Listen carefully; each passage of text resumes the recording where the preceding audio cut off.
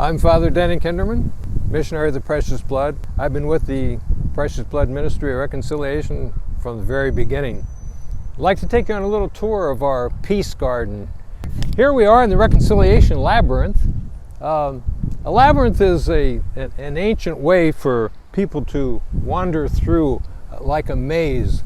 And as they meet the challenges and twists and turns in the maze, they're reflecting on the challenges and twists and turns in their own lives. This one is a reconciliation labyrinth, so it's set up for two people to walk, so that they can kind of go their own path and begin to think about their own lives and how they're in relationship with one another. And then they come together and meet, and hopefully in a place of peace and reconciliation. Spirituality of the Precious Blood reassures us that those who are far off are brought near through the blood of Christ.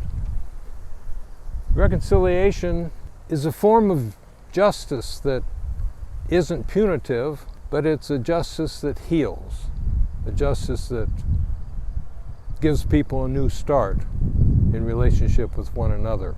We're bordered by beautiful flowers that are tended to by the energetic and joyful Sister Donna.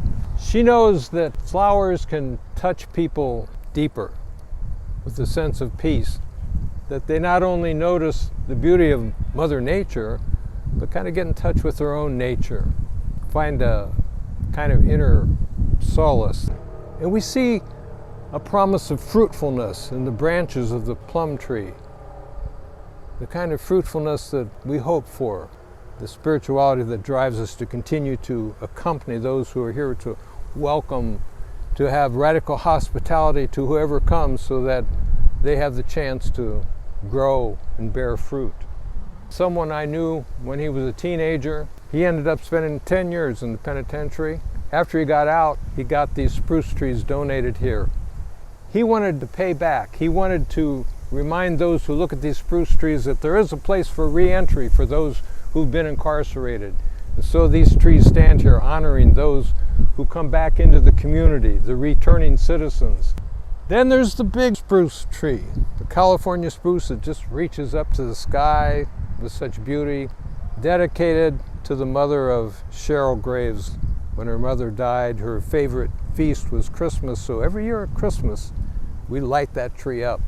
Our spirituality also lights our way through life. We trust that we have a God who never abandons us, but is with us, especially in time of need. We need not worry about tomorrow, because no matter what tomorrow brings, God will bring us through. We come to the concrete circle. It actually was the very first thing we built here in the Peace Garden.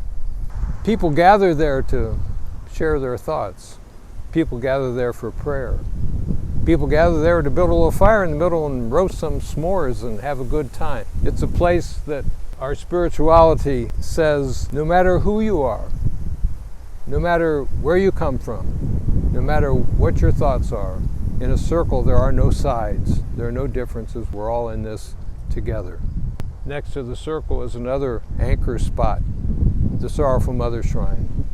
It's a place where our mothers are strengthened by the sustaining love of a mother who holds her dead son on her lap. Mothers whose hearts have been pierced through the death of their own child come here and find support in prayer and reflection. There was a time when I heard some singing. I went and observed 3 children sitting at the shrine singing a church song.